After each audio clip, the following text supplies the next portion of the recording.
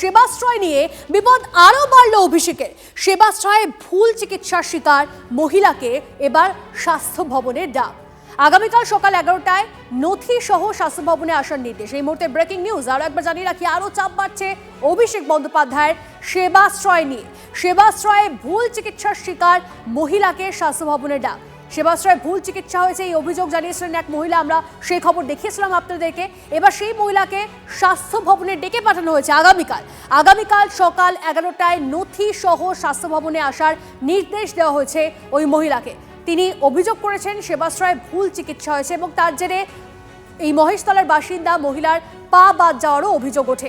অভিষেকের বিরুদ্ধে রবীন্দ্রনগর থানায় এফআইআরও দায়ের হয় এবং তাকেই এবার ডেকে পাঠানো হয়েছে স্বাস্থ্য ভবনে। অর্থাৎ সব মিলিয়ে অভিষেক বন্দ্যোপাধ্যায়ের চাপ আরও বাড়ছে। সেবাশ্রয় নিয়ে অভিষেক বন্দ্যোপাধ্যায়ের চাপ বাড়ছে। এই মহিলার পা বাদ যায় এবং এই ভুল চিকিৎসার অভিযোগ ওঠে সেবাশ্রয় এবং তারপরেই তার পা বাদ যাওয়ার অভিযোগ ওঠে। আমরা সেই খবর দেখিয়েছিলাম আপনাদেরকে এবং তারপরে এবার সেই মহিলাকেই স্বাস্থ্য ভবনে ডাক। যিনি অভিযোগ করেছেন, যার পা বাদ গেছে, তিনি কি বলেছিলেন আগে শোনাবো।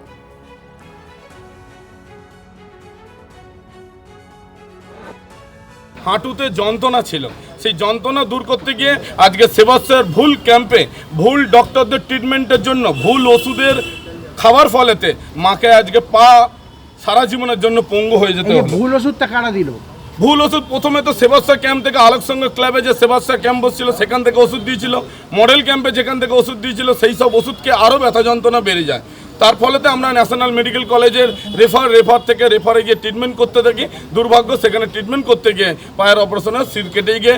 শুনলেন ওই মহিলার ছেলের অভিযোগ যে সেবাশ্রয়ে গিয়ে ভুল ওষুধ, ভুল ট্রিটমেন্ট এবং তারপরে সেই মহিলার পা বাদ যায়।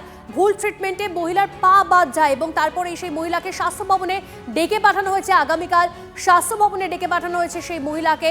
এই মুহূর্তে ব্রেকিং নিউজ, অর্থাৎ সব মিলিয়ে অভিষেকের চাপ আরও বাড়ছে। কি করে অনিয়ম হয়েছিল, কি করে দুর্নীতি চলছিল সেবাশ্রয়ে, এই সমস্তটা নিয়ে যখন প্রশ্ন উঠছে একের পর এক, তখন অভিযোগও আসছে ভুল চিকিৎসার।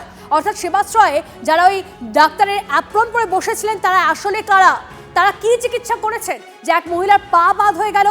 দেখুন, অভিষেক বন্দ্যোপাধ্যায়ের চাপ, অভিষেক বন্দ্যোপাধ্যায়ের বিপদ আরও বাড়ছে। সেবাশ্রয় ভুল চিকিৎসার শিকার মহিলাকে স্বাস্থ্য ভবনে এবার ডেকে পাঠানো হয়েছে। সৌভিক আমাদের প্রতিনিধি আমাদের সঙ্গে রয়েছে, সৌভিকের সঙ্গে কথা বলবো। সৌভিক, এবার সেই মহিলাকে ডাক যার পা বাদ হয়েছে, ভুল চিকিৎসার ভুল ট্রিটমেন্টের অভিযোগ তিনি তুলেছেন সেবাশ্রয়ে।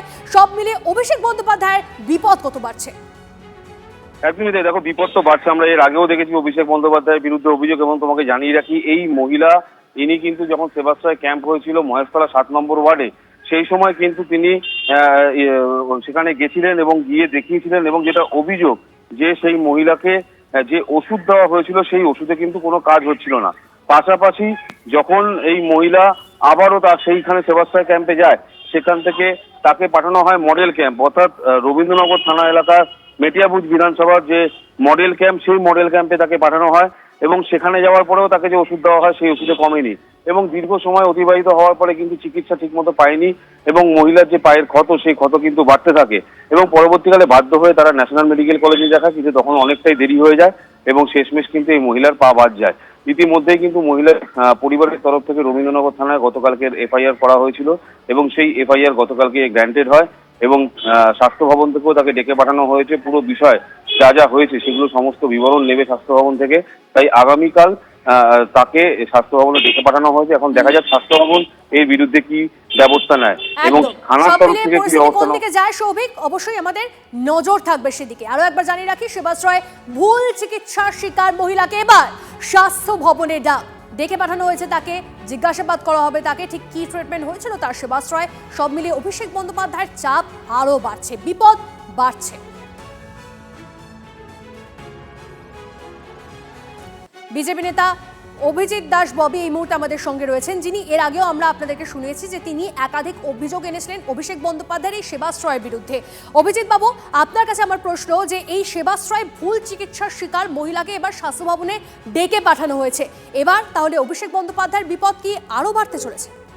হ্যাঁ, অবশ্যই বিপদ কি, ওকে গ্যারেজে ঢোকাতে হবেই। ও জীবনটা যেন জেলেই কাটে।